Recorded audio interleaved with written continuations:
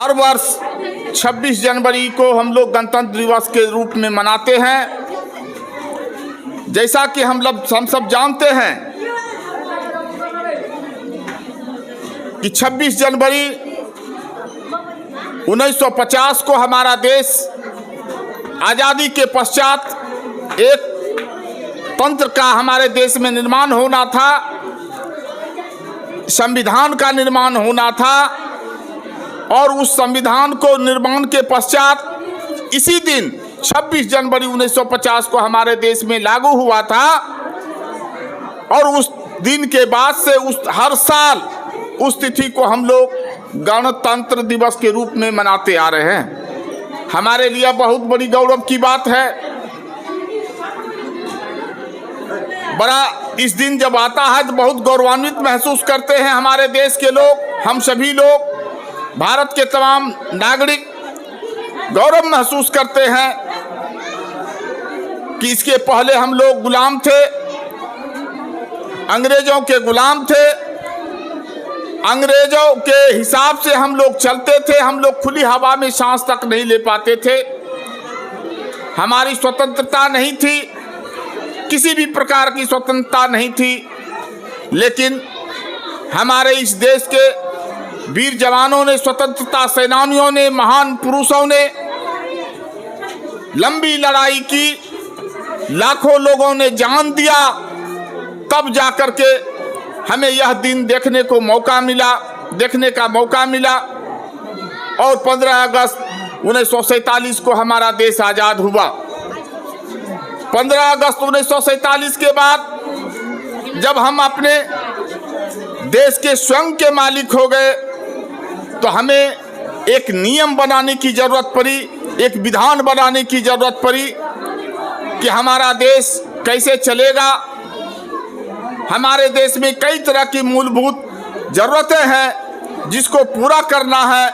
इसके लिए अलग अलग तरीके से कुछ नियम बनाए गए जिसको कि हम लोग संविधान कहते हैं। और इस संविधान के निर्माण में बाबा साहब भीमराव अंबेडकर का बहुत बड़ा योगदान है। मैं आज के दिन उन्हें तहे दिल से नमन करता हूं, हृदय से शुक्रिया अदा करता हूं कि ऐसे महान सपूत जिनके बदौलत आज हम खुली हवा में सांस ले रहे हैं, वो बाबा साहब भीमराव अंबेडकर, मैं दिल से उन्हें नमन करता हूं।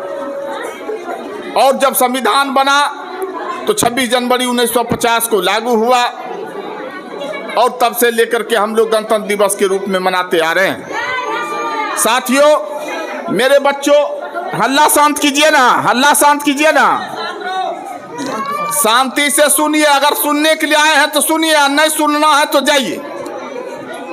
हम आप लोगों आए बच्चे लोग और सभी गांव, मेरी माँ बहन, जो भी हमारे भाई बुजुर्ग आए हैं, सब लोग शांति से सुनिए। हल्ला कीजिएगा तो बेकार है। इस गांव का मर्यादा को तार तार मत कीजिए। बड़ी मुश्किल से हम जैसे लोग यहाँ आए हैं। हमारा उद्देश्य कुछ और था कि हम इस समाज को अच्छे रास्ते पर ले जाएंगे और 2-4 साल ही अगर हम रह गए तो इस गांव का एक एक बच्चा, मैं कह सकता हूं आज खोजने से मैट्रिक की इंटर नहीं मिलता है तितवारी गांव में, 2-4 साल के बाद हर घर में BA पास बच्चा मिलेगा। लेकिन आपके सहयोग की जरूरत है, आपका सहयोग की जरूरत है, ग्रामीण माताओं का सहयोग का जरूरत है, ग्रामीण भाइयों, बुजुर्गों, अभिभावकों का सहयोग का जरूरत है। 413 बच्चे आपके स्कूल में नामांकित हैं। 413 बच्चे में मुश्किल से 50% बच्चे आते हैं। बड़ा मुश्किल से, वो भी पकड़ के लाना पड़ता। बड़ा दुख की बात है। आप लोग शिक्षा के प्रति जागरूक नहीं हैं। आप लोग शिक्षा के प्रति जागरूक होइए, अपने बच्चों को स्कूल भेजिए। समय परिवर्तित हो रहा है, समय बदल गया है। आप समय के साथ चलना सीखिए और बच्चों को स्कूल भेजिए। बच्चों में पढ़ाई हम अच्छा देंगे, ये गारंटी आप लोगों का लेते हैं। अगर कोई पढ़ाई में शिकायत हो तो डायरेक्ट आप हमको कह सकते हैं। कि प्रधानाध्यापक महोदय पढ़ाई अच्छी नहीं हो रही है। कल भी वही शिक्षक थे, आज भी वही शिक्षक है, समय सिर्फ बदला।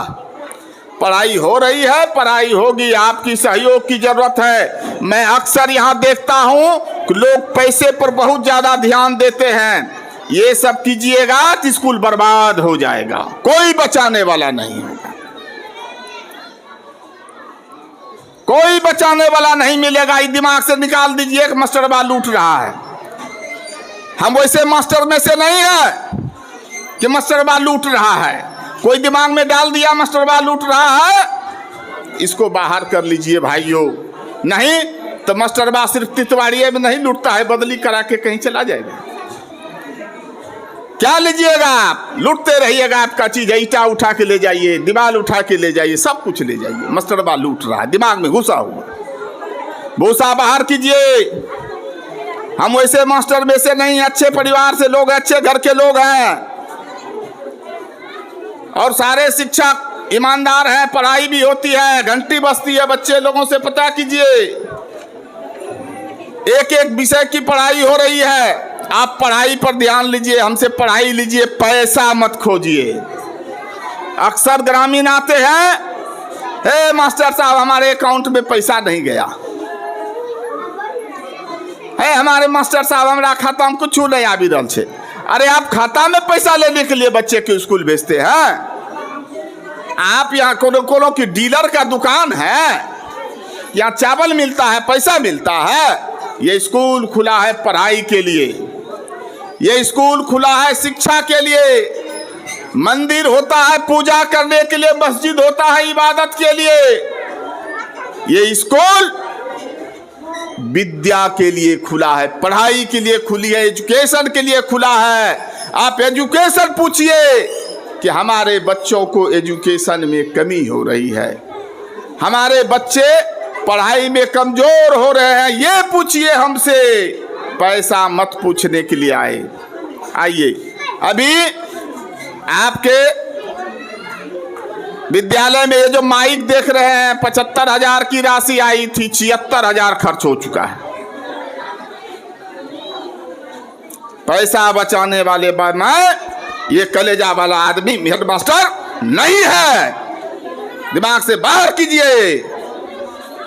इसमें दम है, 2-4 हजार लगा दूंगा लेकिन 2-400 खाऊंगा नहीं। अगर किसी दिमाग में यह बात घुसा हुआ है तो बाहर कर लीजिए। मैं ऐलान करता हूं आज इस सब मीटिंग में। और मास्टर लोगों को तंग मत कीजिए, हाथ जोड़कर निवेदन करते हैं, शिक्षक लोगों को तंग मत कीजिए और बच्चों को भेजिए।